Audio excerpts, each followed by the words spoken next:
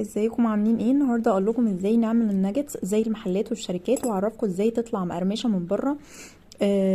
طبعا الناجتس من الاكلات اللي كتير بيعملها سندوتشات للولاد في المدرسه، فاكيد اضمن ان احنا نعملها في البيت، وخصوصا ان الوصفه اللي هقولها لكم ديت هتطلع زي بره بالظبط. هنجيب صدور فراخ متقطعه، هنفرمها وهنحط معاها تقريبا بطاطسايه مسلوقه ومهروسه لكل صدر. هنضيف عليهم بعد كده معلقه كبيره دقيق و3 معالق كبار بصل بودره ومعلقه كبيره توم بودره وملح وفلفل وبابريكا، وهنقلبهم ونضيف بعد كده عليهم بياض بيضتين.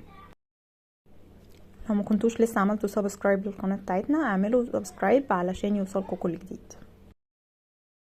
هفرد العجينه بعد كده بقى على ورق زبده، وهقطعها مربعات صغيره او الحجم اللي انتوا عايزينه والشكل اللي انتوا عايزينه، وبعد كده هاخدها بالورق الزبده اللي احنا فردناها عليه دي واحطها في الفريزر لغايه ما تتجمد خالص.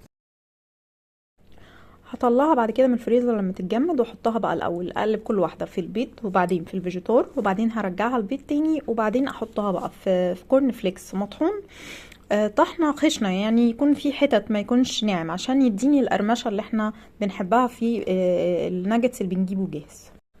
ودي الكميه اللي طلعت معايا في الاخر، زي ما انتم شايفين ما شاء الله كميه كبيره. ودي بقى طريقة تفريزها. هنجيب علبة بلاستيك كبيرة ونفرش تحت اكياس تلاجة او ورق زبدة زي ما عايزين، ونبدأ بقى نرصهم، وبين كل طبقة وطبقة من الناجتس هنحط بينهم يا اما كيس تلاجة زي يا اما ورق زبدة زي اللي متوفر عندكم. التسوية بقى ممكن تبقى نقليها عادي او في الاير فراير او في الفرن زي ما تحبوا. انا دلوقتي هعملها لكم في الاير فراير، وده شكلها نهائي بعد ما خلصت. طبعا طعمها يجنن ونظيفة ومضمونة وعارفين جواها ايه.